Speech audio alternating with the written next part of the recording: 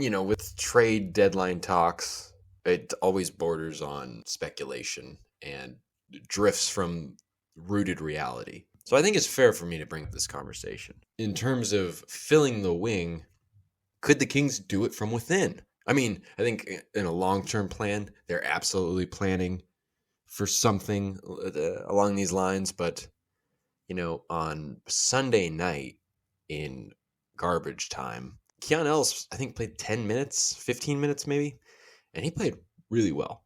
And it's one game, one, set of mop-up time. You don't want to get ahead of yourself.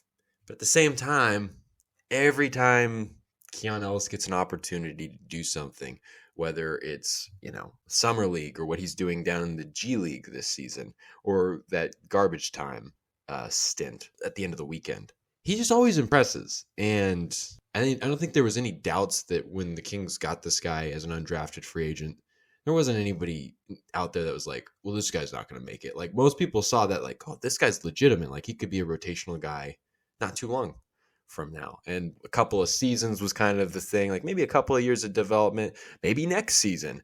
Oh, I don't know. Is it too crazy to kind of just be like, if the Kings can't fill the need at the wing externally, will they go to Keon Ellis as an option? And can he capitalize on that and kind of like be that guy? Do you have any thoughts?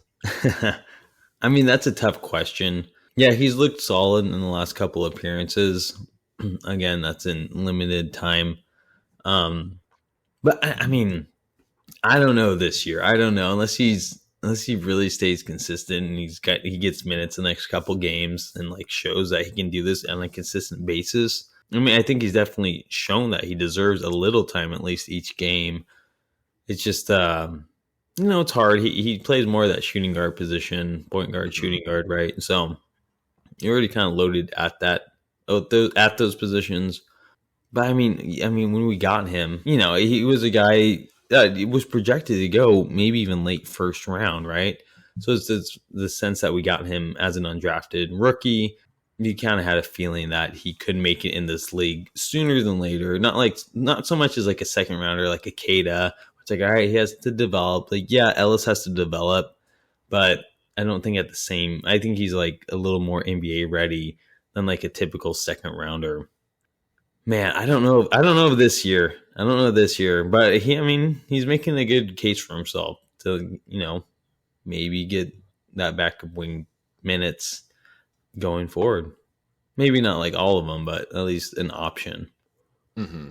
And the only reason I say it is because, like, in the similar light is why you want to go after Thibault. I mean, chief among the reasons is that he fills a very specific need of shoring up perimeter defense, which has had its holes at times.